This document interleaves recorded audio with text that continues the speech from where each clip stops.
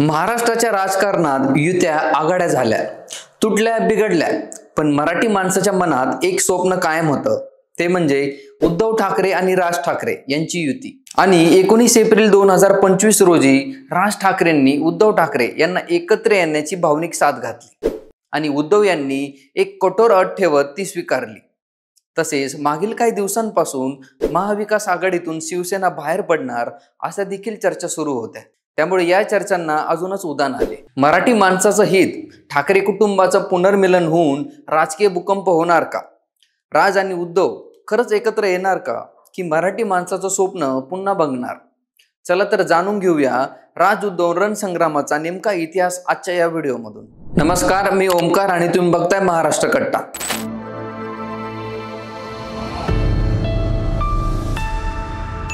महाराष्ट्राच्या राजकारणाचा इतिहास असो व वर्तमान काळ, ठाकरे या नावाशिवाय पूर्ण होऊ शकत नाही। प्रबोधनकार ठाकरे यांनी पेरलेली विचारांची ज्योत असो व बाळासाहेब ठाकरे यांनी मराठी माणसांसाठी उभारलेला लढा, सगळंच महाराष्ट्राच्या जडणघडणीत मौलाचं ठरलं। यांचीच पुढची पिढी म्हणजे उद्धव ठाकरे आणि राज ठाकरे, दोन चुलत भाऊ, पण राजकीय वैर इतकं की गेल्या 2 दशकांपासून साधं स्टेजच काय तर एकमेकांशी पाणी देखील शेअर केलेलं नाहीये। 2005 मध्ये राज यांनी शिवसेनेतून बाहेर पडत महाराष्ट्र नवनिर्माण सेना मनसे स्थापन केली, कारण त्यांना उद्धव यांच्यामुळे त्यांना डावललं गेल्याची भावना होती।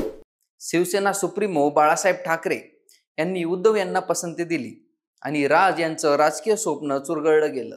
तेव्हापासून मनसे आणि शिवसेना उद्धव बाळासाहेब ठाकरे यांच्यात राजकीय युद्ध सुरू आहे। मुंबईच्या रस्त्यावर, निवडणूक रिंगणात आणि मराठी माणसाच्या मनात अनेकदा उद्धव राज युतीच्या चर्चा झाल्या, पण प्रत्येक वेळी काहीतरी बिनसलं।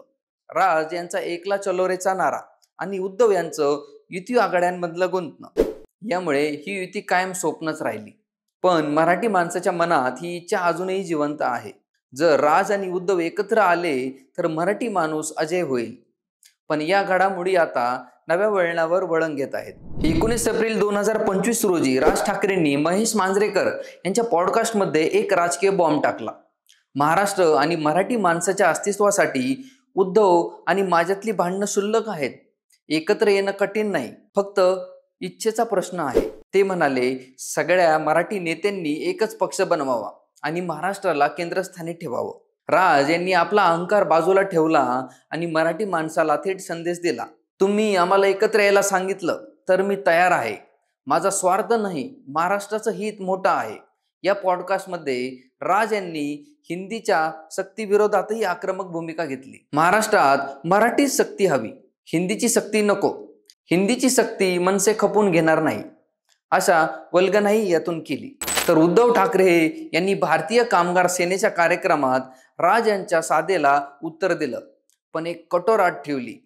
ते म्हणाले, किरकोळ भांडण बाजूला ठेवायला मी तयार आहे, मराठी माणसासाठी सगळ्यांनी एकत्र यावे, पण एक अट आहे, महाराष्ट्राच्या हिताविरुद्ध ज्याने काम केलं त्याचं स्वागत मी करणार नाही, त्याला घरी बोलवणार नाही, त्याच्यासोबत पंक्तीला बसणार नाही, असे म्हणत उद्धव यांनी थेट राज यांची गेल्या काही वर्षातील राजकीय डावपेचांवर निशाणा साधला।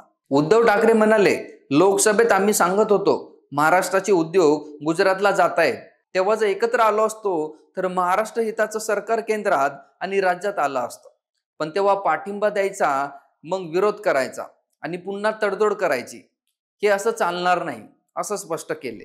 बाळासाहेब ठाकरे यांनी मराठी माणसाच्या हक्कांसाठी शिवसेनेची स्थापना केली आणि आपली भूमिका स्पष्ट करत त्यांनी राज यांना थेट आव्हान दिलं, महाराष्ट्राच्या हिताची शपथ घ्या, मग एकत्र येऊ। हे आव्हान सगळ्यांनाच होतं की फक्त राज ठाकरेंना? यावर आता तर्कवितर्क लावले जात आहेत।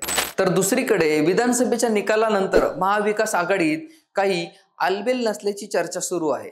2024च्या लोकसभा निवडणुकीत MUAने चांगली कामगिरी केली, पण 2024च्या विधानसभा निवडणुकीत MUAचा दारुण पराभव झाला। महायुतीने 230 जागा जिंकल्या, पण MUAने फक्त 46 जागांवर समाधान मानावं लागलं। शिवसेना 20, काँग्रेस 16 आणि राष्ट्रवादी 10। उद्धव ठाकरे व महाविकास आघाडीमधील यांनी पराभवावर संशय व्यक्त केला होता, पण त्यानंतर अंतर्गत कुरडघोड्यामुळे उद्धव यांनी मुंबई महानगरपालिका निवडणुकीत स्वबळावर लढण्याचा विचार सुरू केला. अशा चर्चा सुरू आहेत.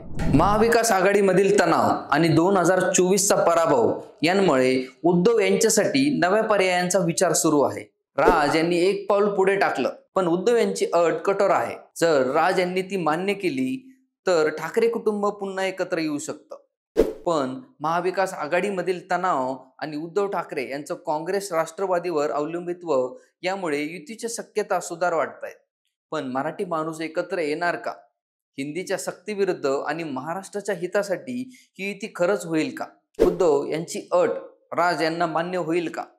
महाविकास आघाडी सोडून उद्धव राज यांच्यासोबत युती करतील का? तुम्हाला काय वाटते ते कमेंट करून नक्की सांगा. आणि महाराष्ट्र कट्टा या आमच्या YouTube चॅनलला सबस्क्राईब करायला विसरू नका. धन्यवाद.